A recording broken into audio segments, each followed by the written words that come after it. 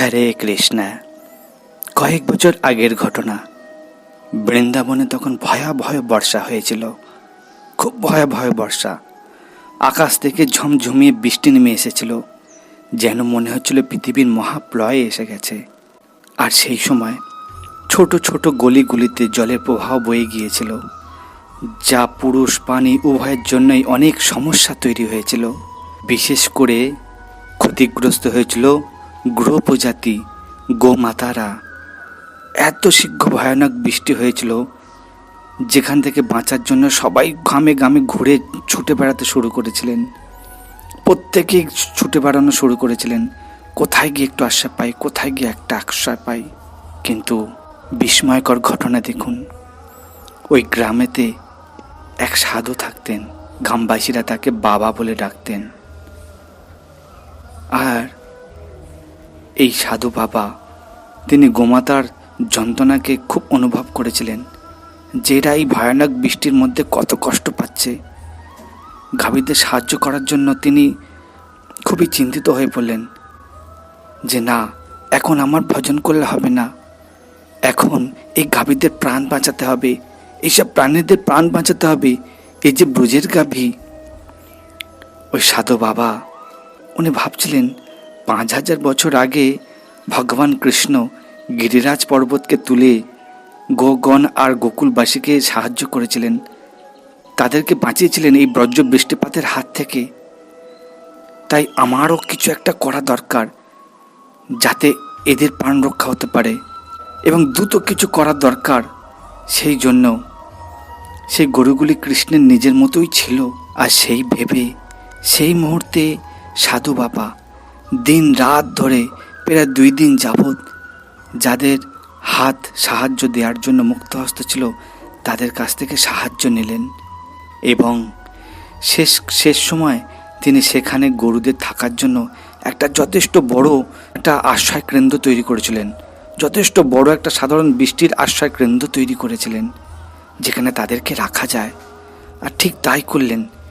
এইভাবে সেই আশ্রয়স্থলে সমস্ত গাভীদেরকে 2 দিন ধরে গাভীদেরকে একত্রিত করলেন, আর ওখানেই গাভীদেরকে রাখলেন। আর এই অক্লান্ত পরিশ্রম করতে করতে সাধু বাবা খুব দুর্বল হয়ে পড়লেন, খুব ক্লান্ত হয়ে পড়লেন, এবং তিনি ওই গাভীগুলোকে নিয়ে ঘুমাতে গেলেন। কিন্তু তিনি শীঘ্রই জেগে উঠলেন, কারণ এত ক্ষুধা পেয়েছে, 2 দিন ধরে কিছুই খাননি। আর এত ক্ষুধার জ্বালায় তার ঘুম ভেঙে গেল, তিনি আর ঘুমোতে পারলেন না। তিনি এত কঠোর পরিশ্রম করেছিলেন যে ভগবানও পর্যন্ত ওনার এই পরিশ্রম, ওনার ভক্তি প্রেম দেখে তিনিও গলে গিয়েছিলেন। আর তিনি যে খাওয়ার সময়ই পাননি, কিভাবে খাবেন? তো সেই দিন রাত্রে, মাঝ রাত্রে সাধু বাবা দেখতে পান একটি ছোট্ট ছেলে গোয়াল ঘরে ঢুকছে। গোয়ালঘর ছিল বড়, আর সাধু বাবা এক জায়গায় থাকতেন। গোয়ালঘরে এক পাশ দিয়ে দেখছেন মাঝরাতে একটা ছোট্ট ছেলে গোয়ালঘরে ঢুকলেন। সেই বালকটির সাথে এক বাটি লাড্ডু ছিল, এবং মিষ্টি লাড্ডু। আর ওই বালক ওই সাধু বাবার কাছে এলেন। সাধু বাবা অবাক হয়ে গেল, এত মাঝরাতে এক বালককে দেখতে অপূর্ব সুন্দর দেখতে, হাতে অপূর্ব সুন্দর একটা বাটি, আর তাতে মিষ্টি লাড্ডু।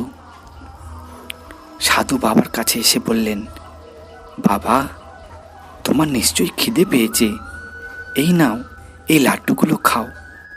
সকালবেলা আমি আমার এই বাটি নিয়ে যাব,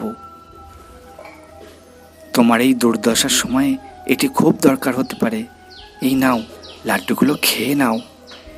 এই কথা বলে তিনি বাবাকে গোচারণের জন্য একটি লাঠিও ধরিয়ে দিলেন, দিয়ে তাড়াতাড়ি দ্রুত চলে গেলেন। সব কিছু তো অন্ধকারেই ঘটেছিল, এত দ্রুত ঘটেছিল বাবাজি বুঝতেই পারেনি। আর খিদাতে বাবাজির ঘুমই হচ্ছিল না। যাই হোক, কেউ তো দিয়ে গেল খাবার। পরদিন সকালে গ্রামে ব্যাপক তোলপাড় শুরু হলো। গিরিরাজ পাহাড়ের চূড়ার মন্দিরের পুরোহিতরা গোটা গ্রাম তল্লাশির নির্দেশ দিল, যে সেই রাতে এক চোর মন্দিরে ঢুকেছিলেন। গিরিরাজ পর্বতের উপরে শ্রীনাথজির মন্দিরে। আর এই শ্রীনাথজির মন্দির থেকে একটি রূপার বাটি ও তার গোয়ালের লাঠি চুরি করেছিল। এইটা তল্লাশির জন্য সকলকে নির্দেশ দিলেন পুরোহিতরা। সমস্ত গ্রাম যখন খুঁজতে শুরু করলেন সেই শ্রীনাথজির মন্দিরের রূপোর বাটি আর গোচারণের জন্য সেই লাঠি, যখন বাবাজির কানে এই কথা গেলেন, তিনি গোয়াল ঘরে গেলেন এবং যেখানে বাটি আর লাঠিটা রেখেছিল সেই বাটি আর লাঠিটা দিনের বেলা দেখলেন সূর্যের আলোতে। দেখে বাবাজির একটু সন্দেহ হলো, যেটা সেই বাটি আর সেই লাঠি নয় তো, যেটা পুরোহিতরা সমস্ত গ্রামবাসীকে আদেশ দিয়েছে যেটা খোঁজার জন্য। খুব সন্দেহ হলো। আর তার পরের দিন সেই বাবাজি সেই রূপার বাটি আর গোচারণের লাঠি নিয়ে সেই শ্রীনাথজির মন্দিরে সেই পুরোহিতদের কাছে গেলেন। আর পুরোহিতের কাছে গিয়ে সমস্ত ঘটনা বললেন, যে আপনি কাল রাতেই এই আদেশ করেছিলেন সমস্ত গ্রামবাসীকে যে শ্রীনাথজির মন্দির থেকে রূপার বাটি আর সোনার লাঠি চুরি হয়ে গিয়েছে। আচ্ছা, কাল রাতেই এক বালক আমার কাছে এসেছিলেন গোশালাতে, যেখানে গাভীগুলোকে সুরক্ষার জন্য রাখা হয়েছিল। আর ওই দিন রাতে এক বালক এই রূপোর বাটি করে এক বাটি লাড্ডু আর এই গোচারণের সোনার লাঠি আমার হাতে দিয়ে গিয়েছিলেন। ওই বালক বলেছিলেন যে সে সকালবেলা এসেই নিয়ে যাবে, কিন্তু আসেনি। তারপরে এই ঘটনা শুনতে পাই। দেখুন তো, এটা কি সেই বাটি? পুরোহিতের গা ছমছম করে উঠল। এই বাবাজি কি বলে? আর বাবাজির হৃদয় কম্পিত হচ্ছে, যে আমি কিছু বুঝতে পারছি না যে কি হচ্ছে এটা। পুরোহিত যখন দেখলেন সেই বাটি আর সোনার লাঠিটি, চোখ থেকে অঝরে জল ঝরতে লাগলো। বাবাজির চরণে পড়লেন, বাবাজি আপনি সত্যি ভাগ্যবান যে স্বয়ং শ্রীনাথজি আপনার কাছে গিয়েছিল আপনার বিপদের হাত থেকে রক্ষা করার জন্য, আপনার সমস্যার সমাধান করার জন্য। স্বয়ং গিয়েছেন শ্রীনাথজি এই কাঁসার বাটি আর সোনার লাঠি নিয়ে।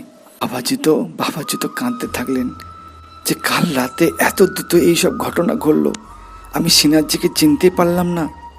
স্বয়ং শ্রীনাথজি আমার কাছে এসেছিল আর আমার খিদের জ্বালা মেটানোর জন্য এক বাটি লাড্ডু দিয়ে গেলেন, আর গরুকে সামাল করার জন্য তার নিজের সোনার লাঠি দিয়ে গেলেন।